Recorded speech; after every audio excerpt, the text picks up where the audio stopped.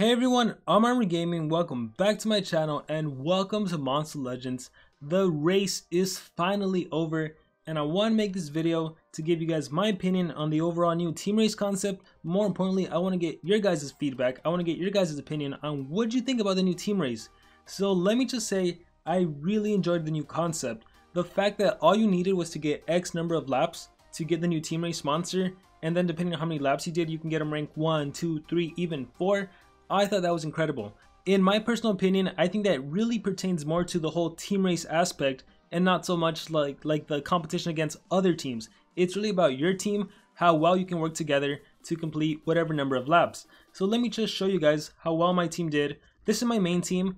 My baby team only did 29 laps, so they got the 3-star monster. As for the team my main account is on, if I go to my race log, check it out, we hit the 50 lap mark. It was exhausting, it was so tough. Because in order to get 50 laps, you would need to average 7 laps per day, with one of those days doing 8 laps, and it was definitely exhausting and tough, but it was well worth it. And even after getting those 50 laps, we got in 4th place. So let's take a look at the details. The team in first got 67, in second place 62, third place was 55, and then so on. The cool thing about this new concept is that if we scroll down all the way to 11th, 12th got 10 laps, yeah, all the way to 11th, all of these teams got a rank 3 fatted or above. And as for the top 4 teams, we got a rank 4 fatted because we completed the 50 laps. But if this was the old team race concept, every single team except the first place team would have missed out on the team race monster. Because in the old concept, only the top team gets a monster. Whereas with the new concept, again, just reach X number of laps and you get your team race monster. So let's compare this to some previous races, like the Maiden Goddess race. Look at that, 33 laps from Untamable, 20 from League, 16 laps from Jedi, and as you can see, second and third place, they missed out on a rank 3 monster because they weren't able to beat Untamable. Let's take a look at a different race. Again, 31, 28, 14, the bottom 2 teams, second and third, they missed out on a rank 3 monster. Let's go to the Celtic race. Grindhouse with 24, Australia Rocks with 16, Legendary Armageddon with 14, Family with 14. Once again, second through fourth, they missed out on a rank 3 monster, and we can just keep on going, and it's the same thing. Bad Boys, Active Fighters, The Brave, they missed out. This one was actually a rank 5 monster. This was when you were able to get Igurses. And so as you can see with the old concept, the fact that only the top place team gets the race monster, that was really difficult for teams that really put in the effort. Once again, showing this one again, getting 20 laps, that's not easy to do, but they still weren't able to get that ranked up monster, which really sucks. So the new concept, I like it a lot, the fact that it's just a matter of how much team effort you can put. Now of course the biggest downside, and honestly in my opinion you can really argue whether this is a downside or not, is the fact that you had to do more laps. With the old concept you only needed to do 14 laps to get the team race monster at rank 3, now you needed to do 25 laps if you wanted the rank 3 monster, and if you wanted the rank 4 monster you needed to do 25 extra laps, so total of 50 laps. Which is definitely a lot harder. Now in my personal opinion, I felt like there was less epic nodes. I know that's crazy. I felt like there was a lot more PvP battles, which definitely took a little longer because you couldn't just gem past them. Well, you could, but the way you gem past those is by actually going into PvP and battling, because every attack costs 5 gems, whereas opposed to just skipping it, you would probably spend like an extra 100 to 200 gems just skipping it. So it's better to actually do the PvP battles. I think myself, you guys may have seen one stream, I did the 1 for all 10 PvP battles. I did that probably twice or 3 times in the whole race. And then I also definitely hopped a lot in the team, your whole team must win 20 PvP battles. So yeah, I definitely felt like there was a lot of PvP nodes, not so much epic nodes. There was still a good amount, but not as much as I feel that I've seen in previous races. Maybe that was just my own perception of it. I think the very first epic node was on lap 4. So yeah, that's something. I think a lot of players could have actually reached lap 4, which I think was the first reward where you get an epic monster. I've sort of already forgot what most of the rewards were and at what lap requirement. But yeah, overall, I really enjoyed the new race concept. As a team, you could decide if you were okay with the rank 1 fatted or rank 2, or if you wanted to go for the rank 3, if you wanted to reach those 25 laps, or if your team felt like they could really go for those 50 laps and get the rank 4, your team could decide. So I think it gave a lot more liberty for what a team could do, and also more importantly, it reduced the need to make race teams. As many of you know, the way to win team races previously was to create race teams. That's why if you look at my previous races on this team, we have like no laps. That's because we were on a race team, because when you're on a race team, it's a lot easier to get the reward without expending a lot of resources. getting those 14 laps was honestly really darn easy on a race team. For the most part, after a while everyone caught on to the whole race team thing, and then essentially it was one race team versus one race team, so it was 2 teams against 2 teams, and then that might have been difficult. But yeah, making race teams was really the way to go. Now the thing about race teams was that it's really exhausting on whoever makes it. Usually it's the leaders that are in charge of making race teams. Because it's not just about making one race team, you probably need to make a couple, maybe 3 or 4 race teams. You need to create an account, that way someone can hold the race team, otherwise the team would just disappear. So it was a lot of work, and not to mention you had to prepare ahead of time, because you also needed to win, I think it was 50 or 75 war coins in the 2 weeks before the race started. So you had to do a lot of preparation, definitely really exhausting. And then with the creation of race teams, it also led to a lot of players being used just to qualify the race teams. So there was 2 main ways to qualify a race team. So the first way, what I consider to be more fair, is what my team would do, and that would be we would split our main team into 15 players and qualify race teams like that. And so the important thing is that the main team still stuck together. We were qualifying race teams, but our core group of 30 members was still together. We were still one main team. We're essentially just changing our team name, right? But creating a whole new team. The other way to qualify race teams, which I definitely saw a lot of teams take advantage of, and this is definitely more unfair in my opinion. You can argue they're both unfair, whatever, but this one is really, I'm not a fan. I've never been a fan of this method, and that's just to essentially fill your team with randoms and then qualify, you know, go into a war with 30 random players. You know, it's not that hard to get 50 or 75 coins when you have a bunch of random players, and then just kick them all off and have your main team go on there. I always thought that was really unfair, but that's another way to race teams could have been made. And the reason I don't like that method is because you essentially have a team of 30, right? Each of your 30 members, they could all make a race team. It's so easy for everyone to leave, get a bunch of randoms that are just starting off the game, qualify them, and just kick everyone out. And then they have like 20 plus race teams that was qualified by random players. Not really a fan. I really think the way that teams like similar to what mine did, where your core team breaks up and makes the race teams, I think that's way better than kicking out random players. But with that subject on race teams, I also feel that race teams really messed up the whole algorithm. So we like to blame Social Point for all the mismatches in war, but in my opinion, I feel that a lot of players had a lot to do with that mess up. So because one of the things the algorithm factors in, I believe, is how many war coins the team has won in the last 3 months.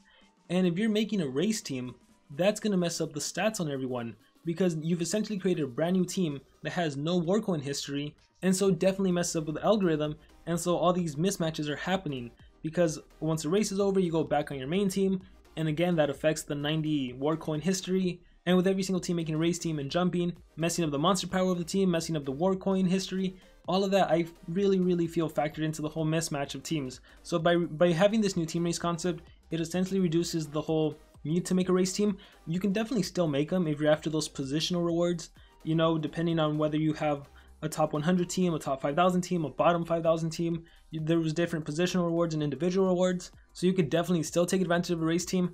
However, when you take a look at the rewards, if you happen to be a top 100 team and you go into a race team and there's no one in the top 100, the rewards, even if you get first place, are probably a lot worse than even getting like 6th place on a top 100 team bracket. And so overall, I personally did like the new team race concept. Compared to the old one, it's a lot better in my opinion. And of course, as I alluded to earlier, there's always going to be problems like it's too hard, it's too difficult, there's too many epic nodes.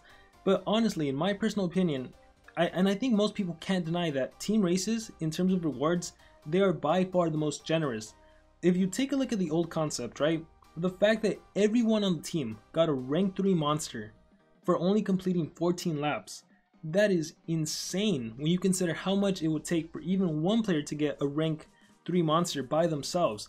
Because the reality is that completing 14 laps was really not that difficult. In fact, I knew plenty of teams that completed those 14 laps within the first 2 days, which just goes to show you that it was getting a rank 3 monster was way too easy. Now that you have to do 25 laps, it's a little harder, but it's still definitely possible. Again, some teams were able to do 50, even more. And seriously, when you just take the time to look at the mathematics behind it, you can't deny that it's such a generous reward. Like, let's think about this new concept. Let's just assume that every single lap required you to spend 200 gems, right? If every single player contributed 200 gems and every single lap required 200 gems, then by the end of it, your whole team should be at lap 30, right? Let's say everyone, if your whole team could be in a consensus to spend and skip an epic node, your whole team should be able to reach lap 25 easily. Because the reality is, not every single lap has an epic node that you need to bypass. Like I said, the very first epic node happened on lap 4, and then there was a few laps that didn't have any. Now of course, when there was a skip an epic node, it was anywhere from like 140 to like 270. But again, it's just a matter of teamwork. It's just a matter of telling your teammates, hey, you need to save up X amount of gems because there's a race coming up, and we need you to bypass one of the epic nodes, because that's the way you advance. And seriously, just think about it. If everyone was to bypass one epic node, or put 200, 300 gems to the race, you're gonna easily get the rank 3 monster. And that's way cheaper than single-handedly getting a rank 3 monster by yourself. Because in order to get a rank 3 monster, just think about all the gold you need. Think about all the food. You need the gold to plant the food. All the time it's going to take to feed up 7 copies of a monster, extract them for cells, have enough cells to rank up. It's just so exhaustive. So to be able to get them in a team race, it is super important that your teammates know it is worth it to save gems for the race, because it is so darn beneficial. I personally don't think that 25 laps is asking too much. I also don't really think that 50 laps is too difficult. It was definitely, like I said, these 7 days were definitely exhaustive, but I don't think it's asking too much if you want the rank 4. And of course, you don't have to go after the rank 4. You can be comfortable with 25 laps and get the rank 3, which is still a really great reward. In my personal opinion, it really just is a matter of teamwork and cooperation and understanding what's at stake. Now, of course, one of the biggest arguments to the whole team race concept are the smaller teams. Like, it's not fair that smaller teams, they're not going to be able to bypass gems. They're not going to be able to bypass epic nodes. I mean, they don't have enough gems. But at the same time, you have to consider that if you make the event easier for one group of players, it essentially becomes easier for all groups of players. For example, if there was less epic nodes, then every other team will easily be able to bypass it too. Getting 50 laps would be so darn easy, and then there would be so many rank 4 facets in the world, or whatever team race monster it is. The easier you make it for any group of players, it's just immediately easier for everyone else. For example, let's say instead of 15 players must collect, let's say it was 5 players must collect. Well, you know how easy it's going to be to get a bunch of laps? And then the small teams that still have a bunch of inactive players, they're still going to struggle with that. And so that's just one thing to consider. You also, I think, have to draw a line on who should get a reward. Should everyone get a reward? In my opinion, not really, because then that devalues the reward itself. Once again, imagine if Social Point just gave like everyone a War Master monster. Well, that's cool enough for everyone that gets the War Master monster, but then it's kind of like it devalues. They're not valuable because now everyone has it, right? If Social Point was to give everyone a rank 5 Kihaku, then Kihaku wouldn't be that special because everyone would have them, everyone could use them. It's kind of that idea, right? I know a lot of players want to look out for the small teams and everything, and they feel that smaller teams should be able to get the team race monster, but at what point? Unranked team race monster rank 1? Should small teams get a rank 3? Should loyal players that have been playing forever, that have loyal teams, should they get the same reward as a newer player? You have to draw the line somewhere, so it's not that easy to do. And of course you could also do scaled events, or like maybe if you're on a small team or that has MP below X amount, you only need to breed 2 epic monsters as opposed to a bigger team that needs to breed 7 epic monsters. I suppose you could always do that, but the problem with scaling is the scaling. There's no way to create a fair equal balanced scale. Just take a look at the 72-hour challenge, where low level players get a bigger advantage than high level players. Scaling, in my opinion, is never a good thing. So with all of those thoughts in mind, I really do feel like the new team race concept was a pretty darn good one. But of course, I really want to hear all of you guys. What do you guys think about it? What didn't you like about it? What do you think could be improved? Please do your best to give some constructive feedback. Again, what didn't you like? What did you like? What do you want to see changed? And yeah, whatever thoughts you guys may have on the team race, please let me know in the comments below.